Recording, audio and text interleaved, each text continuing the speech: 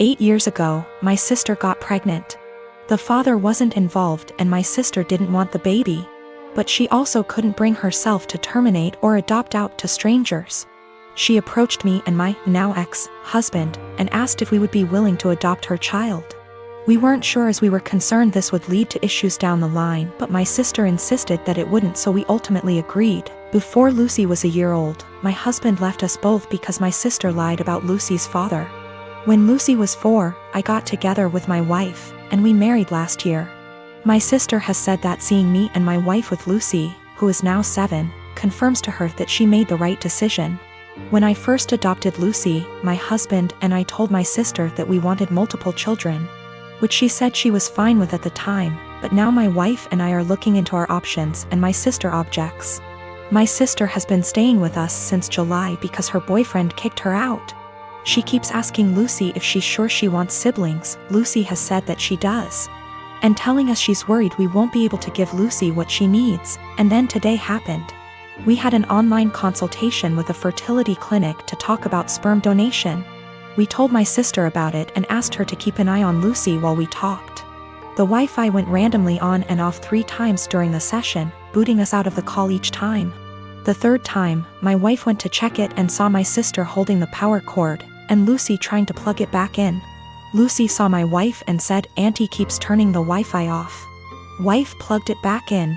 But we could no longer get into the session, and we got an email from the doctor saying that if the Wi-Fi is going to be this bad, then maybe we should try a more local clinic, as we can't do online consultations.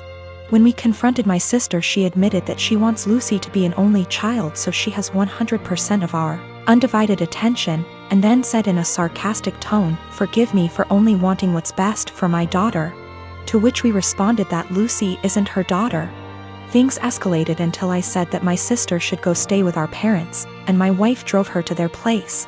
Since leaving, a few hours ago, she's apologized and begged to come back, and my parents have also asked me to take her back. But I've refused.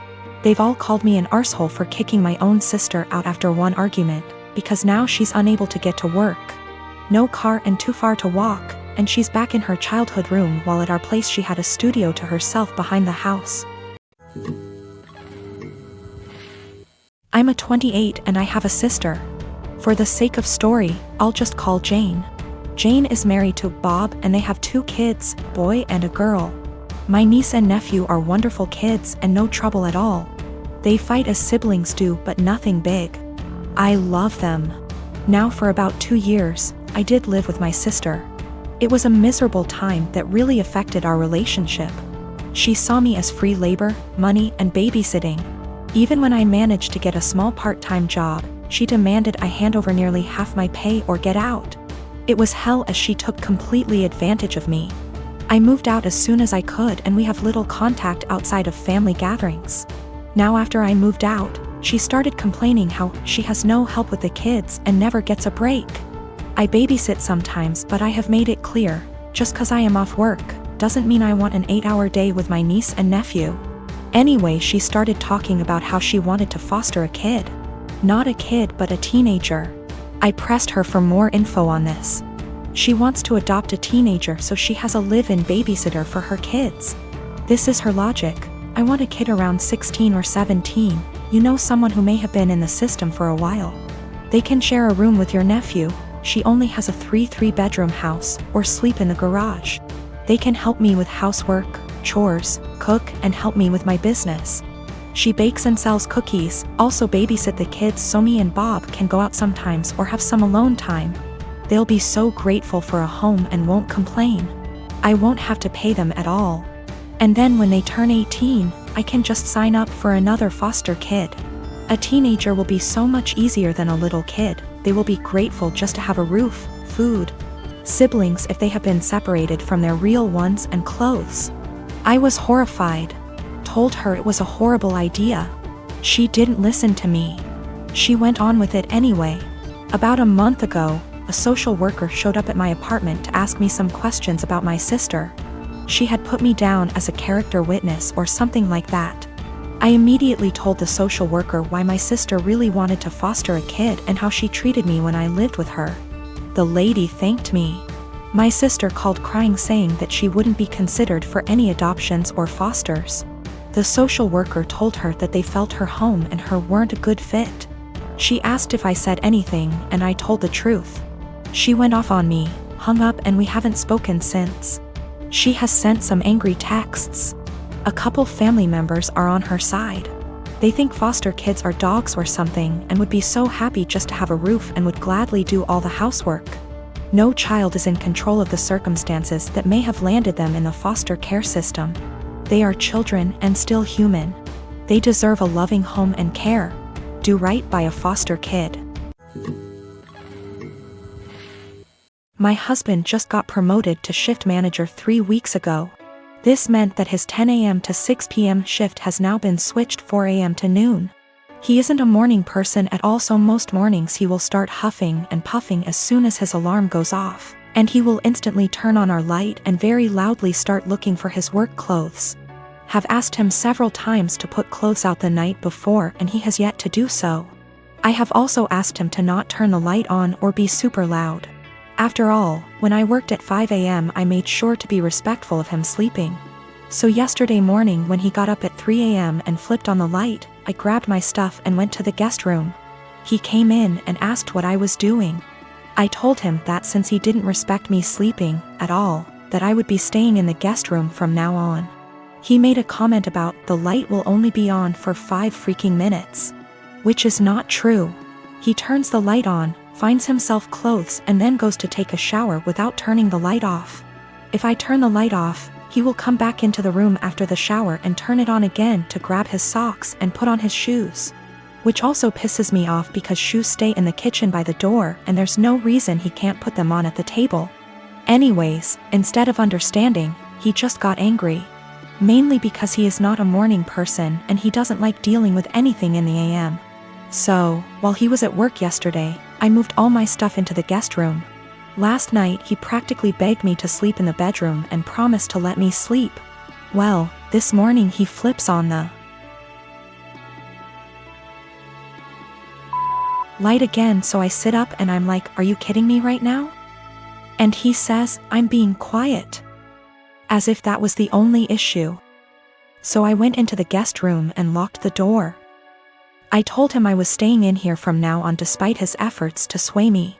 He thinks I'm overreacting. I work 4 p.m. to midnight.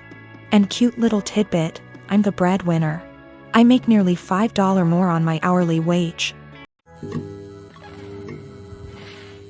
I met this guy in January and he became my boyfriend in February.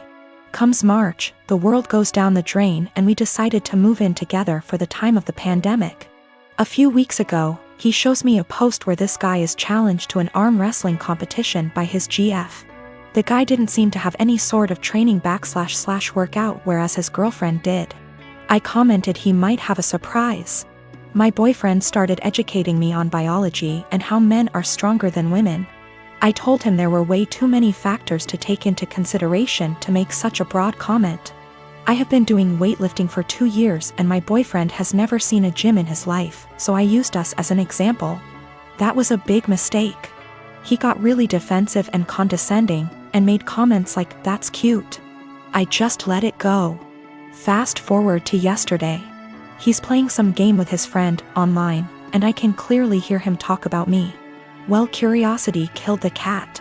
At first it's all pretty and my ego is bursting, but then he says I'm delusional because I think I'm stronger than him. Pause. Seriously? I know I'm weak, but not weaker than a girl. So later, I decide to call him on his BS. I asked him if he wanted to come work out with me the next day, this morning, so he can show me how strong he is.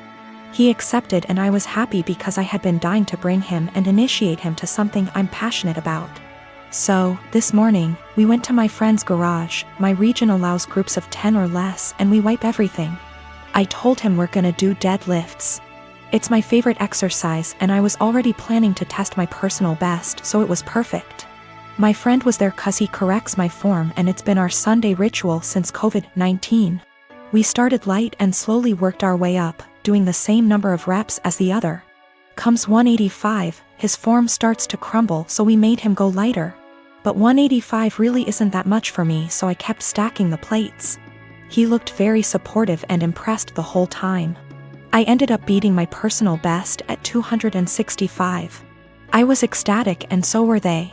When we got in the car, he was very silent. I assumed he was just tired. We got home and that's when he exploded and asked me if I was proud of myself. Apparently, I humiliated him in front of my friend. I apologized. I didn't realize he was feeling that way. He got angry and said it really changed the way he saw me, like I'm less of a woman now. He stormed to the basement. I started collecting my things. But now I'm wondering if I should have been reading between the lines and stopped at 190 or something. Or just dropped it and never suggested we work out together. I knew very well I was stronger than him, but I just had to prove it to him.